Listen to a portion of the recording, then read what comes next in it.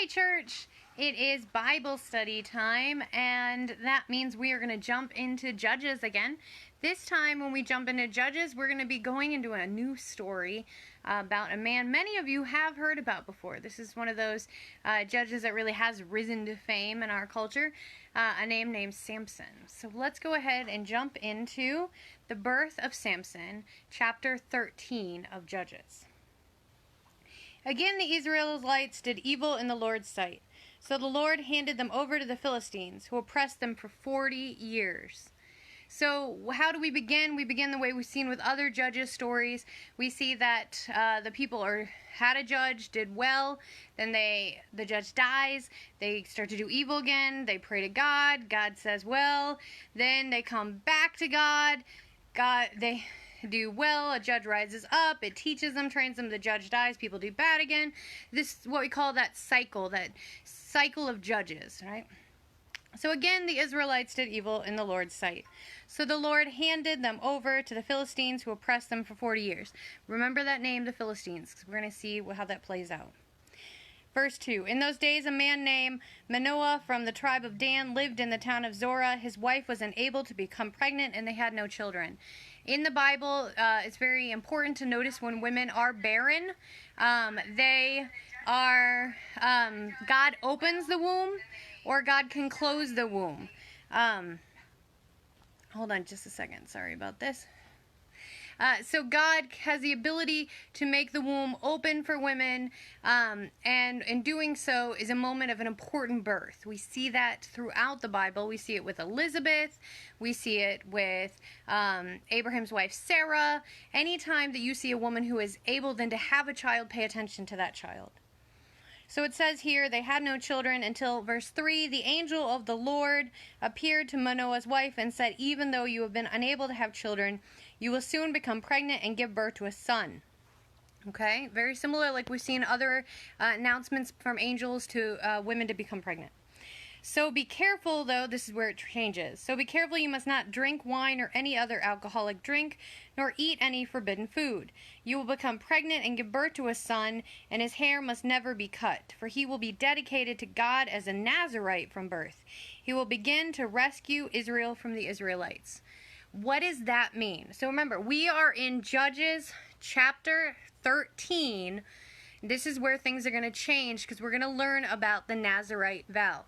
I told you Judges chapter 13 because I'm going to jump back for a minute, but I want to leave you there because stay with me there as I just make a reference to something earlier. The Nazirite laws show up, and if you do want to look at this later, it's going to be Numbers chapter 6, the Nazirite laws. And in the Nazirite laws, the Lord gives Moses a special vow for a Nazirite. If any of the people, either men or women, take the special vow of a Nazirite, setting themselves apart to the Lord in a special way, they must give up wine and other alcoholic drinks. They must not use vinegar made from wine or from any other alcoholic drinks. They must not drink fresh grape juice. They must not eat grapes or raisins. As long as they are bound for their Nazirite vow, they are not allowed to eat or drink anything that comes from a grapevine, not even the grape seeds or skin. They must never cut their hair throughout their time of their vow, for they are holy and set apart to the Lord. Until the time their vow has been fulfilled, they must let their hair grow long. They must not go near a dead body during the entire period of their vow to the Lord. Even if the dead person is their own father, mother, brother, or sister, they must not defile themselves, for the hair on their head is a symbol of their separation to God. This requirement applies as long as they are set apart to the Lord. Now it's going to go down, this is number 6. It's going to lay out the law. If you jump down to verse 13, this is the ritual law for the Nazirites. At the conclusion of their time of separation in Nazirite, they must each go to the entrance of the tabernacle and offer their sacrifice to the Lord. 1. A 1-year-old male lamb without defect for a burnt offering. A 1-year-old female lamb without defect for a sin offering. A ram without defect for a peace offering. And so they have to do 3 types of sacrifices: a burnt offering, a sin offering, and a peace offering.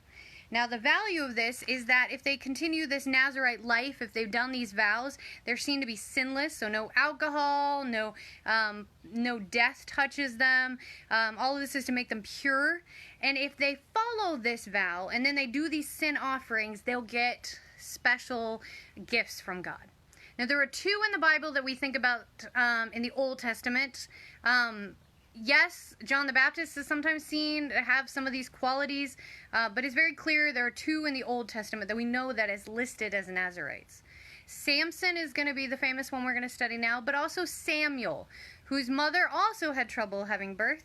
His mother was Hannah, and Samuel will become a prophet. That will be his great gift. He will be able to talk to God. Samson's great gift as a Nazirite will be his strength.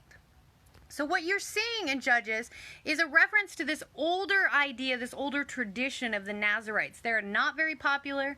This was not a group that there were a lot of people. It was a very rare kind of set aside position. And so not only was he going to be a Nazirite by choice, his mother from birth was told to make sure that he was a complete Nazirite. No touching any of this stuff ever. So she is to even be. You must not drink wine or any alcohol or any forbidden food, even when she's pregnant. You will become pregnant and give birth to a son, and his hair must never be cut, for he will be dedicated to God. Okay? And what is the value of this? He will begin to rescue Israel from the Philistines. So God is already seeing this for Samson and setting this guidance. Verse 6, the woman ran and told her husband, a man of God appeared to me. So we're back in Judges 13, verse 6. She goes to her husband and says this. He looked like one of God's angels, terrifying to see. I didn't ask where he is from, and he didn't tell me his name, but he told me, you will become pregnant. So she tells her husband right away. And then she'll tell him about the vow that she has to take. Now her husband will reply to the Lord, saying, Lord, please let the man of God come back to us again and give us more instruction about the son who is to be born. So his wife tells him this, but he knows that being a Nazirite is a very big responsibility, and he's not sure that he is able to handle all this. So he says, well, I want a little more knowledge before we get into this. God's going to actually answer the husband's prayer, and the angel of the Lord is again going to appear to the wife. But her husband, again, is not with her. So she quickly ran and told her husband, the man who appeared to me the other day is here again. He runs back with his wife and asked, are you the man who spoke to my wife the other day? Yes, he replied, I am. So Manoah asked him, when your words come true, what kind of rules should govern the boy's life and work? The angel of the Lord replied, be sure your wife follows the instructions I gave her. So he again says that to not have any alcohol, right? Then her husband says to the angel, please stay here until we can prepare a young goat for you to eat.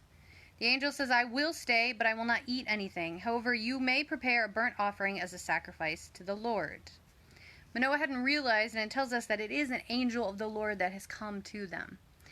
Manoah is just looking for a little more guidance, and I think this resonates with us, right? How it's hard when you're told that you have a responsibility. If you don't feel like you know all that responsibility and you kind of jump in, you feel out of sorts. And that's what her husband does. And I bet those of you who've had children probably feel this way too. Wouldn't you love to have like a guidebook to say, okay, this is how this child is going to be. I need to know how to raise this child.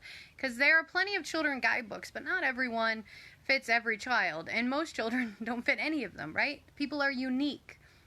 And especially Samson is going to be a very unique child. Now, if we continue on, we go to verse 17, then the husband's going to say, what is your name? For when all this comes true, we want to honor you. And the angel of the Lord replies, why do you ask my name? It is too wonderful for you to understand. So, in a sense, he wanted to pray to the angel, not to the Lord, and the Lord's reminding him, I am greater than you can even imagine. So he takes the young goat and a grain offering and offers it on a rock as a sacrifice to the Lord. And then the Lord did an amazing thing, it says, on verse 20. As the flames from the altar shot up toward the sky, the angel of the Lord ascended in the fire. And that's when they realized, oh my goodness, this wasn't just a man, this wasn't just an angel, this was an angel of the Lord. So it says they fall with their faces to the ground. That they literally are beyond in a state of prayer. They literally are in a state of penitence, of humbleness, of gratitude, of grief, all of this. This is what you see when you see like Ezra doing this at the great prayer scene. He just falls forward onto the ground. So they do finally realize. The angel did not appear again. And then they realize, they will say, for certainly, this is the verse I want you to pay attention, we will certainly die, for we have seen God. Now, if you remember, we've talked about this before. The face of God is not to be seen by human people. Everybody, even now, I'm sure you're saying, God, I want some assurance about what's going on. God, I want to know what's going to happen in my family. God, why don't you just come and show me your face? Why don't you just show me what's going on? Why don't you just help me out? But it actually says to see the face of God is something that we are not to have. We are not to. It is so overwhelming. Our little human minds will just go whoosh, right? Moses is worried about this. Moses is afraid that because he's seen the face of God, he's going to die. It says that when Moses comes down from the mountain, he's like shining and glorious, right? Because he's seen the face of God, and that's something that shouldn't have been able to be possible, but God allowed it in the case of Moses. So they're afraid, but what's wonderful is that's the husband's afraid, but the wife says here in this scene on 23, but his wife said, if the Lord were going to kill us, he wouldn't have accepted our burnt offering and grain offering. He wouldn't have appeared to us and told us this wonderful thing and done these miracles. She knew that God loved them enough to offer them a new beginning, a new story. So that's the kind of God that we in the New Testament see a lot of, right? That God who says, no, I'm not going to punish you. I'm not going to follow those rules that people believe. Instead, I'm going to be here to give you hope. I'm going to give you a new beginning. And she already knows about that in this story. She knows that God has come to bring good news. And a God that brings good news is a God that we need right now, right? We need to hear this message. A God who can introduce into the barrenness, can introduce a new beginning. And that could be a metaphor or literalness, right? And new beginning, a new hope. And Samson for that couple is a new hope. When her son was born, she named him Samson, and the Lord blessed him as he grew up. And the Spirit of the Lord began to stir while he lived. So what I want you to see in that chapter, that's chapter 14. Oftentimes we think of Samson, the man, already grown. We're going to hear the story of him and Delilah going forward. We're going to hear about how he knocks down pillars, his great strength. But what I want you to see in that chapter 14 is a message for all of us right now. That in difficult times, God can create messages of good news. God can create grace. And all that God requires of us is to know that it's God doing good in our lives, to trust that it's God making miracles happen. And if we're able to give a moment of thanks, to give a moment of hope. If you notice, it says the angel didn't even eat anything of that sacrifice. The God didn't need that sacrifice, but God likes being thanked. Right? That's what we hear in chapter 14. It's a message for all of us right now. So now let's go to chapter 15, because we do two today on Bible study day. Samson's riddle. So now Samson's older. One day when Samson was in Timnah, one of the Philistine women caught his eye. When he returned home, he told his father and mother, a young Philistine woman in Timnah caught my eye. I want to marry her. Get her for me. His father and mother objected. Isn't there even one woman in our tribe or among all the Israelites you could marry, they asked. Why must you go to the pagan Philistines to find a wife? Now, this is something we see throughout the Old Testament. As the Israelites are moving further into other people's regions, they're marrying outside of the tribe. Now, this seems not a big deal to us today. People often will marry outside of their town. People will marry across states. People will marry across ages and gender. Will marry across races. And at this time, though, the idea of just even marrying somebody in the tribe next door was almost anathema, right? It was seen as something that would pull you away from your own community. Now, why? Why? Because oftentimes these other cultures that surrounded them had other gods, had other cultures, other traditions. And so they were afraid. Here's this child they've raised their whole life to be a Nazarite, to be a pure Israelite, a great offering to God. And they're saying, wait, don't get caught by this other tradition. Are you sure there weren't any nice Jewish girls around? So we go to Samson's reply. But Samson told his father, get her for me. She looks good to me. His father and mother didn't realize the Lord was at work in this, creating an opportunity to work against the Philistines who ruled over Israel at the time. So they were trying to protect Samson for God, but here it's saying God was doing something in a very non-traditional way. As Samson and his parents were going down to Timnah, a young lion suddenly attacked Samson near the vineyards of Timnah. At the moment, the Spirit of the Lord came powerfully upon him, and he ripped the lion's jaws apart with his bare hands. He did it as easily as if he were a young goat, but he didn't tell his father or mother about it. When Samson arrived, he talked with the woman and was very pleased with her. So this might seem like a very strange story, but don't worry, it's not over yet. Okay? Later, when he returned for the wedding, he turned off a path to look at the carcass of the lion, and he found that a swarm of bees had made some honey in the carcass. He scooped some of the honey into his hands and ate it along the way. He also gave some of it to his father and mother, and they ate it, but he didn't tell where he had taken the honey from the carcass of a lion. As his father was making final arrangements for their marriage, Samson threw a party at Timnah, as was the custom for elite young men. When the bride's parents saw him, they selected 30 young men for the town to be his companions for this party. Samson said to them, "Let me tell you a riddle. If you solve my riddle during these 7 days of the celebration, I will give you 30 fine linen robes and 30 sets of fine clothing. But if you can't solve my riddle, then you must give me 30 fine linen robes and 30 sets of festive clothing." All right, they agreed. Let's hear your riddle. What is going on here? There are stories inside of stories in Samson's narrative. Samson is one of these type heroes like we see today. Would be like Spider-Man, Superman. We see Daniel is this way in the Old Testament. Samson has a lore, a myth attached to him. People would be telling the stories of Samson around the fire. They're kind of the oral tales of that time. He was one that was a heroic, like an avenger almost, right? So there are these kind of stories that were collected, and so we are seeing already a couple of them intertwining. Let's keep going. Verse 14. So he said, "Out of the one who eats came something to eat. Out of the strong came something sweet." 3 days later, they were still trying to figure it out. On the 4th day, they said to Samson's wife, "Entice your husband to explain the riddle to us, or we will burn down your father's house with you in it. Did you invite us to this party just to make us poor?" They were not really great guys, right? And they weren't the brightest, and they couldn't figure out this riddle. Maybe it was made so they couldn't figure it out anyways. We see that in the Old Testament too. But what they do is they actually threaten. They threaten the new bride. And they say that they're going to do some awful stuff if they can't figure this out. So Samson's wife come to him in tears and said, "You don't love me, you hate me, you have given my people a riddle, but you haven't told me the answer." So instead of trusting her new husband and saying, "Here's what happened, here I was threatened," she follows her people, right? Remember, these are Philistine people. She follows her people and sets up her husband. He says, "I haven't even given the answer to my father or mother. Why should I tell you?" So again, he hasn't fully made that connection. They haven't made that relationship. So she cried whenever she was with him and kept it up for the rest of the celebration. At last, on the 7th day, he told her the answer because she was tormenting him with her nagging. Then she explained the riddle to the young men. So before sunset of the 7th day, the men of the town came to Samson with their answer.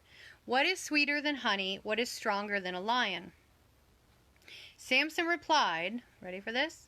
"If you haven't plowed with my heifer, you wouldn't have solved my riddle." Then the Spirit of the Lord came powerfully upon him. He went down to the town of Askelon, killed 30 men, took their belongings, and gave their clothing to the men who had solved his riddle.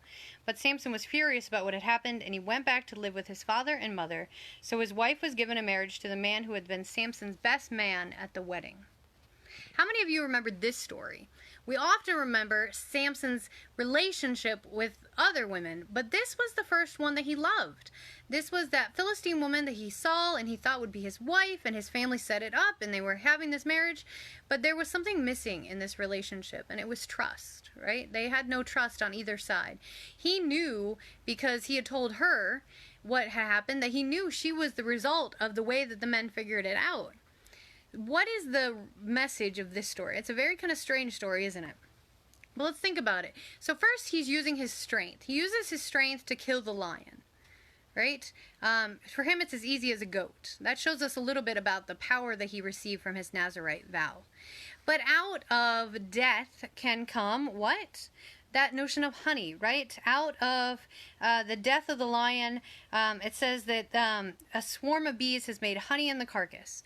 Well, honey is often seen, we talk about Israel as the land of milk and honey, right? It is this pure land, this great land. So out of his strength came beauty.